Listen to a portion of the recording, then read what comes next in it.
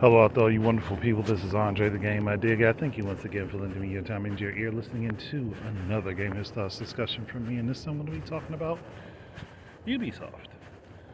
I mean, not like I haven't talked about them before, not like I haven't really brought things up about them or referenced them before, but this is just a general overall discussion for 2023, and for me to say, hey, these are some things that I think could work, that may be helpful to Ubisoft, that would, one, rebuild their reputation back with the gaming community in a positive direction, and two, that might actually be good for them revenue-wise as well.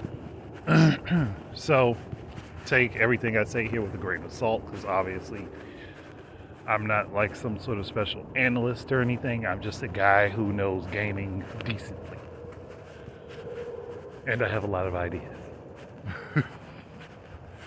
But to be honest, and this was brought up because of this was inspired by Winging It podcast.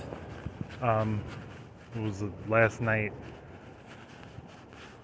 But I'm just thinking to myself, there are ways that Ubisoft can revive game franchises and make them worthwhile for the gamers that they want to play them. And it was suggested that they stop trying to work on so many games that require you to be playing actively constantly, or things that are basically like a live service, which I do agree. They need to stop doing that. Instead of using that technology to constantly try to make games that, hey, nobody's going to stay on that long term, put the focus into making the games experiences that people can go back to over and over and over again and get a different play experience. Now, one suggestion I had last night was had to do with Splinter Cell. And that was to create a world where it doesn't even necessarily have to be Sam Fisher.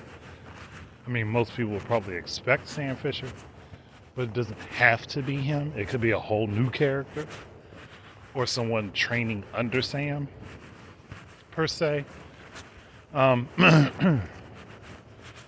But the idea that I came up with was to go ahead and have a system that operates sort of how, the Telltale games, or I think Remember Me and Life is Strange operate, where the series of events in the game can have different effects as you play. So like on your first playthrough, there may be like a foreign dictator that you don't know who is a foreign dictator that you come across. So in your first playthrough of the game, you wouldn't do anything to that guy. You'd leave him completely alone. And then find out later on in the game, hey, this guy that I ran across, and I had a clean opportunity to take him out prior to that. And then they go ahead and be like, okay, well, you see, he's a menace when you meet up with him later, and he is much, much harder to assassinate at that point.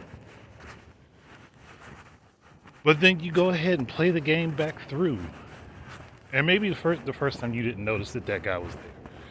But definitely on your second playthrough, you notice him being there, and then you take him out while the opportunity is there. So that runs you the chance of either having another dictator pop up in his place, or a foreign ally takes over that particular area, and then you have more support on your missions in that area. That's something that they could do Make it a thing that you don't know the results of everything. Like, or hey, there's this considered terrorist organization that maybe aren't actually a terrorist organization and they have just been misjudged. So early on, you have an opportunity to help them, but you don't know who they are. But later on, if you didn't help them, then you're against them automatically, because they have gone through so many different things, and the time frame between when you had the opportunity to help them and when you didn't, that you get that outcome. But hey, maybe if you help them early on, then they become an ally that aligns with your goals. Again, these are things that Ubisoft can do with current technology. These are things that they are able to do right now with current technology for their games. We don't need to keep seeing Assassin's Creed pop up everywhere.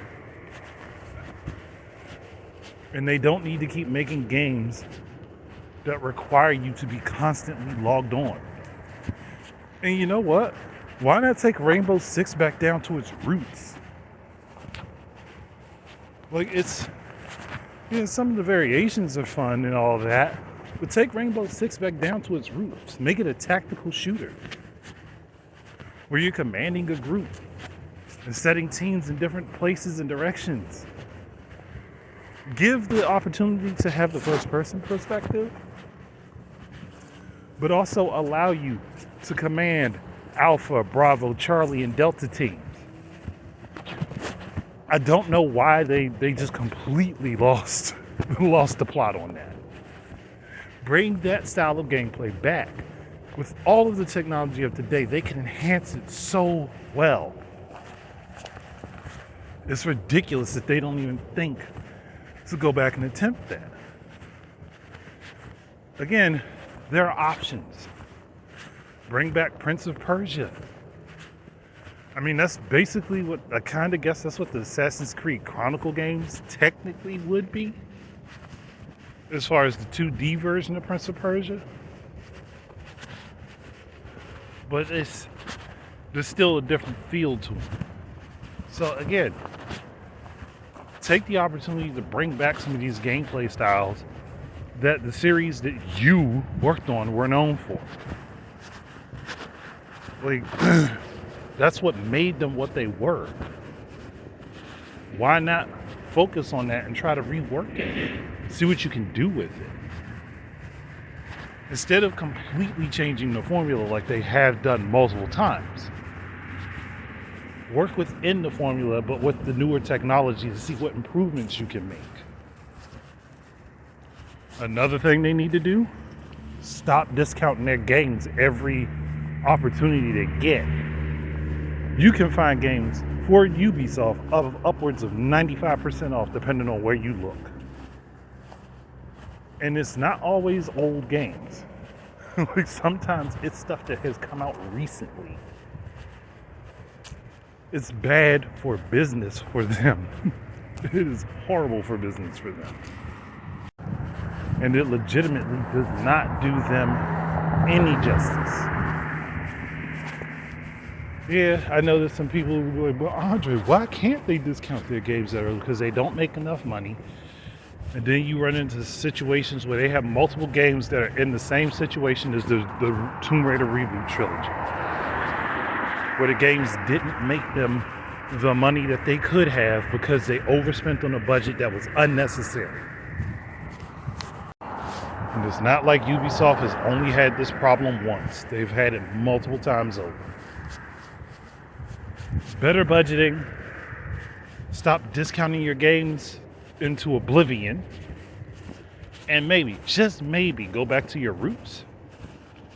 And I think Ubisoft would be doing spectacular. Now, obviously, that wouldn't count for this year.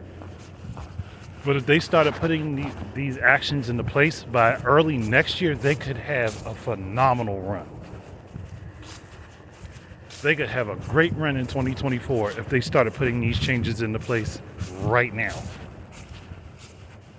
And as far as Mario and Rabbids, the recent one that came out, Spark of Hope, I think. The reason that game didn't do so well is because it released around a bunch of heavy hitters, and on top of that, you really didn't add anything new to the formula. Yeah, it's a new game, but the formula of the game didn't have anything added to it that made it wow everybody. So yeah, people are probably going to pick it up later on discount.